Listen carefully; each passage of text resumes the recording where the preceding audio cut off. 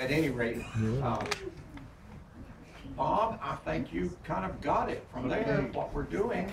This first statement is about, I call it the Withlacoochee farewell. The mornings start out with some coffee and cake.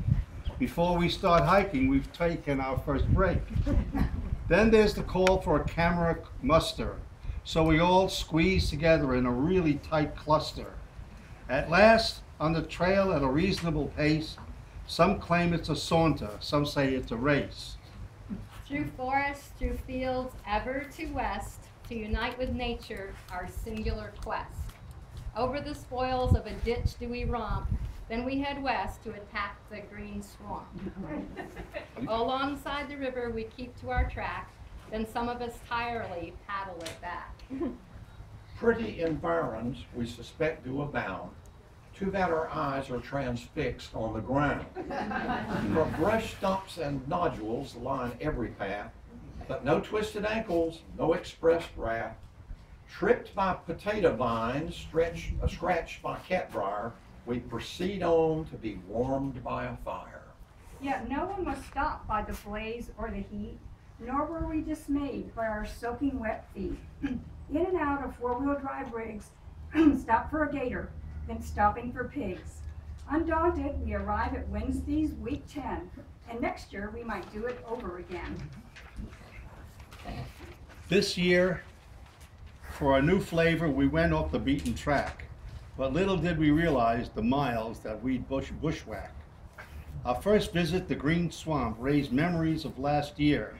With naivete, we looked ahead to nothing we need fear. Our next trek started pleasant, a simple levee romp, but lurking just beyond we saw an overflowing swamp. We scrambled to the edges for a few yards or so to keep our feet from drowning in that foot-deep muddy flow. Our efforts, they were futile, so we plunged into the muck and sloshed the sunken pathway, trying hard to not get stuck. Comments? There were aplenty, as on we ventured forth to tell our fearless leaders who that week traveled north. Upon another levee, though we had had enough,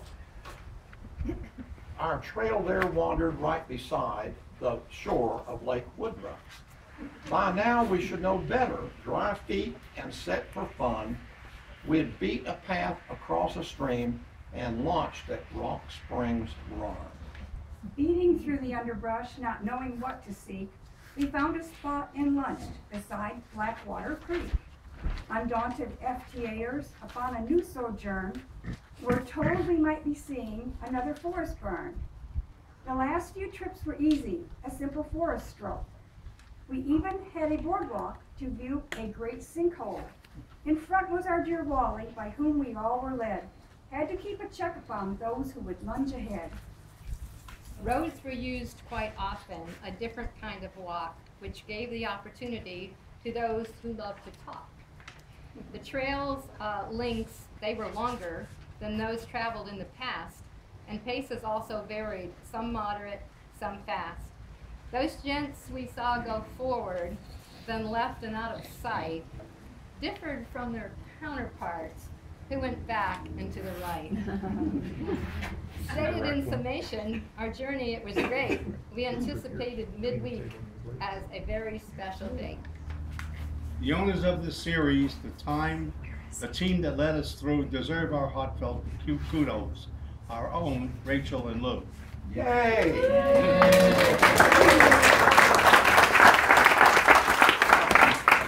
That was written by Bob Schultz in March of 2004.